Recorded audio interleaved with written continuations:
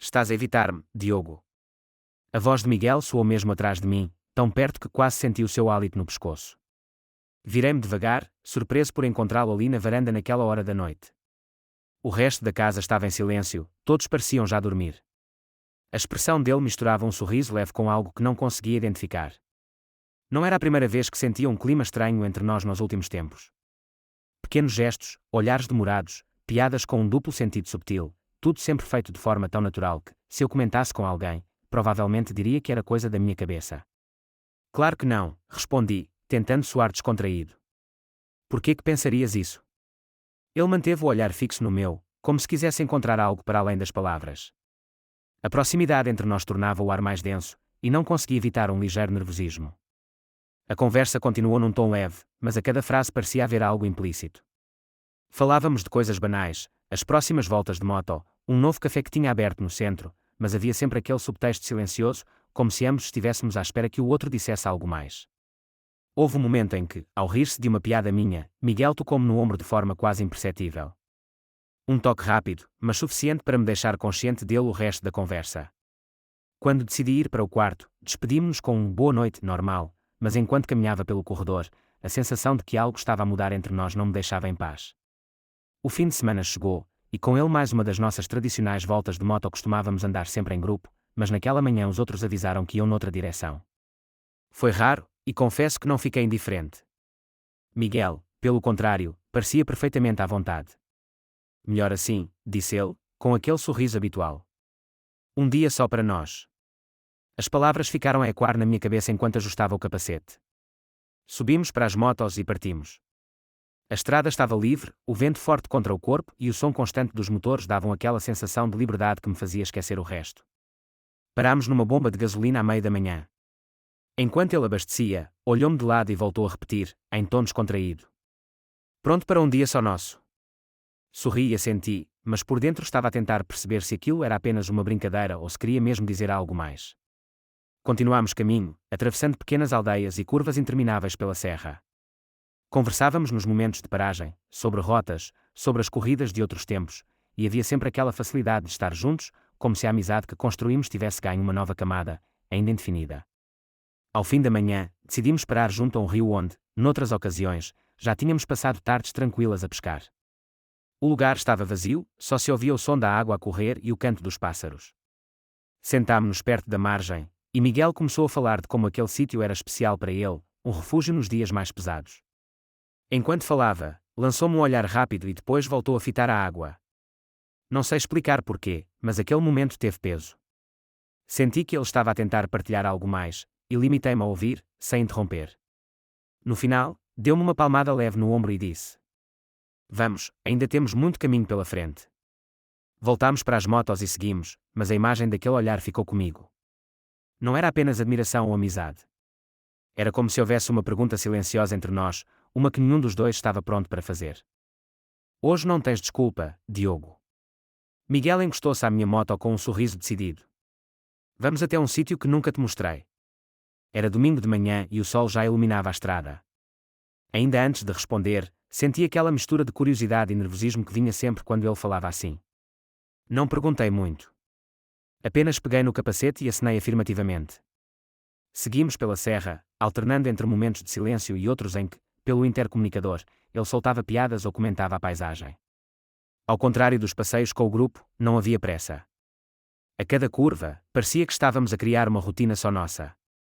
Depois de quase uma hora, parámos num mirador isolado.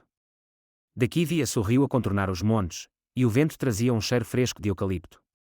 Miguel retirou o capacete e aproximou-se, colocando a mão no meu ombro enquanto me mostrava a direção de um trilho.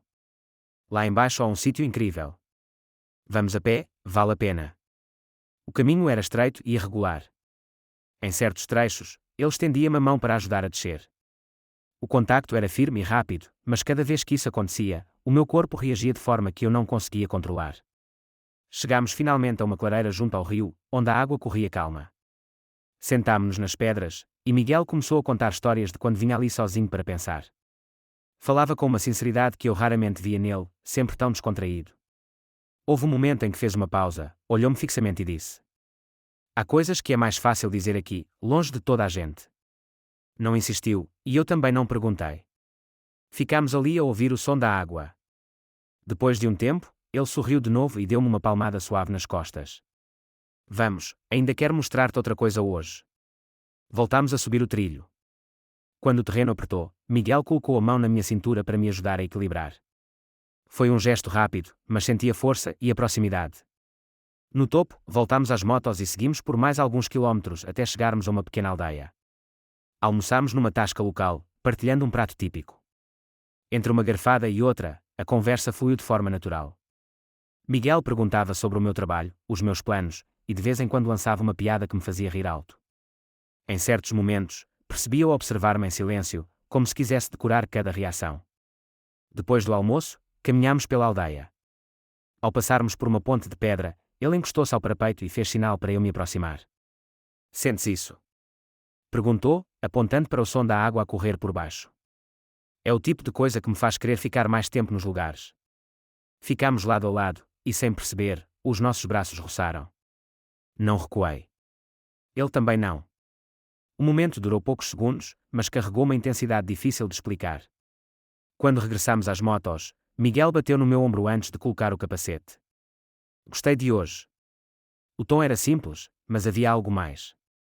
Amanhã podemos dar outra volta, se quiseres. Assenti, tentando esconder o sorriso que me escapava. No regresso, a estrada parecia mais curta. Mas a sensação de que algo estava a mudar entre nós ficava cada vez mais clara. Quando cheguei ao ponto de encontro, Miguel já lá estava, mas não sozinho. A forma como ele falou com o outro homem fez-me parar por um segundo. Era fim de tarde, e tínhamos combinado uma volta curta antes de anoitecer. Mas ao aproximar-me, vi-o junto à moto, a conversar com alguém que nunca tinha visto. O tom era descontraído, mas a proximidade entre eles fez-me sentir algo estranho, uma mistura de curiosidade e incomodo. Diogo. Chamou ele, ao notar a minha presença. Este é o Rui, amigo de longa data. Cumprimentei-o, tentando disfarçar a surpresa. O Rui parecia à vontade, e Miguel estava visivelmente animado. Durante alguns minutos, falaram sobre viagens antigas e corridas que tinham feito juntos. Eu ouvia, mas sentia-me de lado, como se não pertencesse àquela conversa. Quando finalmente seguimos caminho, notei que Miguel estava mais calado. Talvez fosse impressão minha, mas parecia distante. Parámos num café na estrada, e enquanto bebíamos, arrisquei perguntar. Não sabia que ainda tinhas tanto contacto com ele. Ele deu de ombros. Há pessoas que aparecem de vez em quando, e é sempre bom reencontrar. A resposta foi neutra, mas não me tirou o peso da sensação. Pelo resto do percurso, o silêncio entre nós era maior do que o habitual. Chegámos ao mirador para ver o pôr do sol. O lugar estava quase vazio. Encostei-me à proteção de madeira, e Miguel aproximou-se devagar. Ficaste estranho hoje, disse ele, olhando-me de lado. Estranho. Só não estava à espera daquela companhia. Ele sorriu, mas o sorriso não chegou aos olhos. Tens que perceber que tenho vida para além das nossas voltas. A frase caiu como um balde de água fria. Não era o que ele dizia, mas o tom que usava. Fiquei em silêncio, sem saber se devia responder. Ele aproximou-se mais um passo e tocou-me no braço. Não quero que penses que isto muda alguma coisa, acrescentou. Mas não posso viver só para o momento. O toque foi leve, mas carregava uma intenção. Não me afastar completamente, mas também não deixar criar expectativas. Descemos do mirador já de noite, e a viagem de regresso foi calma, sem pressa. No final, antes de se despedir, Miguel colocou a mão no meu ombro e manteve-a ali por alguns segundos. Amanhã talvez não dê para andar. Tenho coisas para resolver. Assenti, mas por dentro sentia que algo tinha mudado.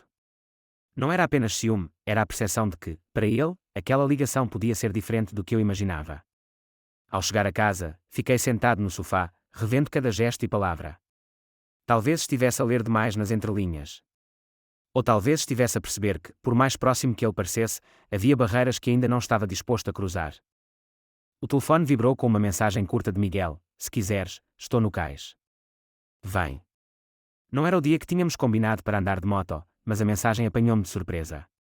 Fiquei alguns minutos a olhar para o ecrã antes de decidir ir. O cais ficava a uns 20 minutos, e a curiosidade venceu qualquer dúvida. Quando cheguei, vi-o sentado no banco junto à água, a olhar para o rio iluminado pelas luzes da margem oposta. Havia um ar de tranquilidade nele, mas também algo diferente, como se esperasse por esta conversa há dias. Pensei que estavas ocupado esta semana, disse eu, sentando-me ao lado. Estava, mas às vezes é preciso parar. Fez uma pausa e virou-se para mim. Não gostei de como ficámos no outro dia. O silêncio que seguiu foi interrompido apenas pelo som da água a bater no cais. Ele passou a mão pelo meu braço, num gesto lento, como se procurasse garantir que eu não recuava. Quero que saibas que gosto das nossas voltas, das conversas, de como te sinto presente. Não é só um passatempo para mim. Olhei-o, tentando perceber até onde ia essa frase. Ele manteve o contacto visual e, por um instante, pareceu ler o que eu não dizia. Mas também preciso que entendas que não sou de prometer coisas que não posso cumprir, acrescentou, num tom firme mas calmo. O peso daquelas palavras era grande, mas a forma como ele segurava o meu braço tornava impossível sentir frieza. Era como se quisesse deixar claro que havia algo, mesmo que indefinido. Ficámos ali mais alguns minutos, até que Miguel se levantou e disse: Vem, quero mostrar-te uma coisa.